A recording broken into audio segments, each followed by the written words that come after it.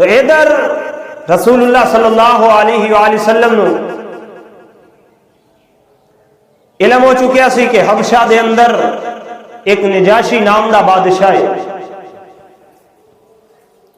جڑا بڑا عدل و انصاف کرنے والا ہے، تعلیمات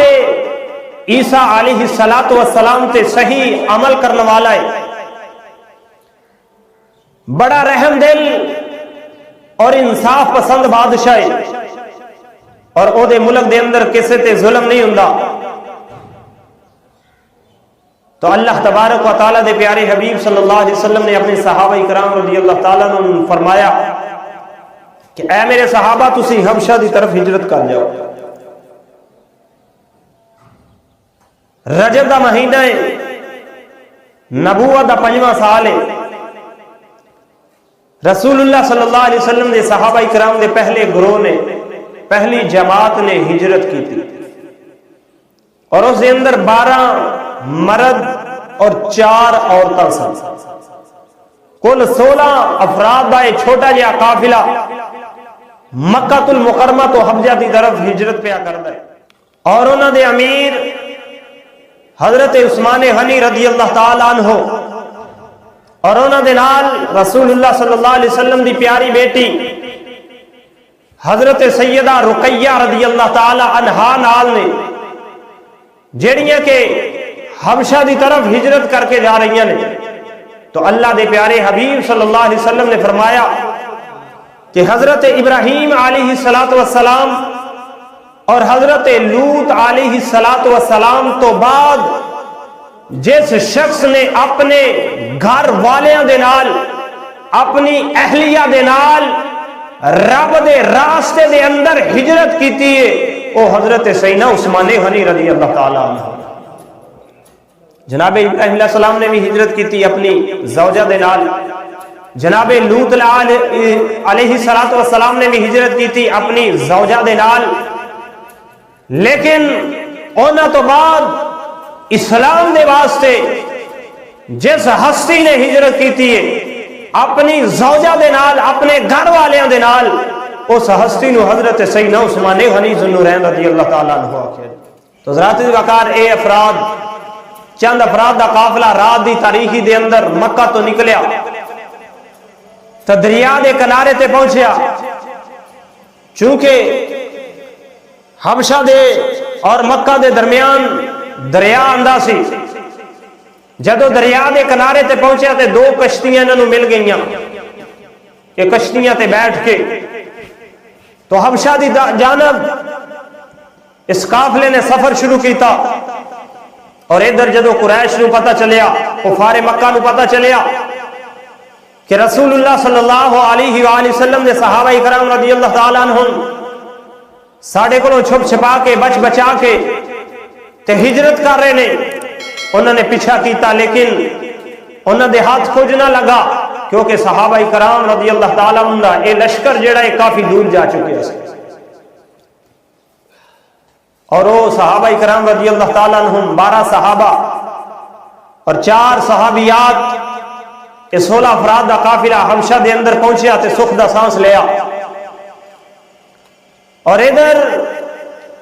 رجب تو بعد شعبان دا مہینہ گزریا، جدو رمضان المبارک دا مہینہ آیا تو اللہ دے پیارے حبیب صلی اللہ علیہ وآلہ وسلم ایک دن حرم پاک دے اندر آئے، ہر رقابہ آئے تو ویکھیا کہ قریش مکہ حرم پاک دے اندر محفل لگا کے بیٹھے ہوئے نے، اور اپنے معاملات دے حوالے دے نال گفتگو پہ کر دے نے۔ تو اللہ دے پیارے حبیب صلی اللہ علیہ وآلہ وسلم نے سورت نجم دی تلاوت کرنا شروع فرما چھوڑا۔ اس تو پہلے کفار آپس دے اندر ایک گفتگو کرتے سن، لا تسمعوا لہذا القرآن والغوا فیہ لعلکم تغلبون، کہ اس قرآن نو نہ سنو، اس دے اندر خلل ڈالو۔ حضرات وقار جدو اللہ دے پیارے حبیب صلی اللہ علیہ وسلم آئے تو کفار مکہ حرم پاک دے اندر بیٹھے ہوئے نے، تو اللہ دے پیارے حبیب صلی اللہ علیہ وسلم نے اپنے خوبصورت انداز دے اندر اچانک جدو سورت نجم دی تلاوت کرنی شروع کر دیتی تو اللہ دے پیارے حبیب صلی اللہ علیہ وسلم دی آواز مبارک، آپ دا لب و لہجہ اور آپ دی پیاری اور میٹھی آواز دے نال جدو کلام الہی دی تلاوت ہوئی تو کفار مکہ جڑے بیٹھ کے آپس دے اندر گفتگو پہ کردے سن، انہاں نوں سمجھ نہیں آ رہی، وہ اپنی گفتگو نوں چھوڑ کے تے ہماتن گوش ہو کے تواڈے تے میرے کریم نبی صلی اللہ علیہ وآلہ وسلم دی زبان چو نکلن والے الفاظ نو سننا شروع کر دیتا۔ جدو اللہ دے پیارے حبیب صلی اللہ علیہ وسلم فاسجدوا للہ وعبدوا اس آیہ مبارکہ تے پہنچے کہ اللہ دی بارگاہ دے اندر سجدہ کرو اور او دی عبادت کرو، تے جتنے بھی کافر سن سارے سجدے دے اندر گر گئے۔ جدو اپنے آپ تے انہاں نو قابو نہ رہا، رسول اللہ صلی اللہ علیہ وسلم دی پرسوز آواز نے انہوں نے اتنا مست کیتا کہ انہوں نے اپنے آپ دی ہوش نہ رہی، اپنے کفار ہون دی ہوش نہ رہی، انہوں نے دنیا داری دی ہوش نہ رہی۔ رسول اللہ صلی اللہ علیہ وسلم دی آواز مبارک دے اندر اتنی تاثیر سی، جب آپ نے پڑھا فاسجدوا للہ وعبدوا، رب نو سجدہ کرو اور او دی عبادت کرو، وہ جننے کافر ہن سارے سجدے دے اندر گر گئے اور اللہ تبارک و تعالی دی یاد کرنا شروع کر۔ حضرات وقار جدو سجدہ کرن تو بعد انہاں سر اٹھایا تے جڑے اتھے کافر موجود نہیں سن، جدو انہاں نو علم ہویا کہ ساڑے سردار جڑے نے اے محمد رسول اللہ صلی اللہ علیہ وسلم دی زبانی قرآن سن کے تے سار سجدے دے اندر رکھ چھڑے آئے،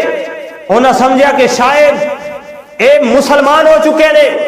انہوں نے محمد رسول اللہ صلی اللہ علیہ وسلم دا کلمہ پڑھ لیا ہے، اے جس دین نو مٹان دی خاطر شب و روز کوششیں کر دے سن، اے اسے دین دے اندر داخل ہو گئے نے،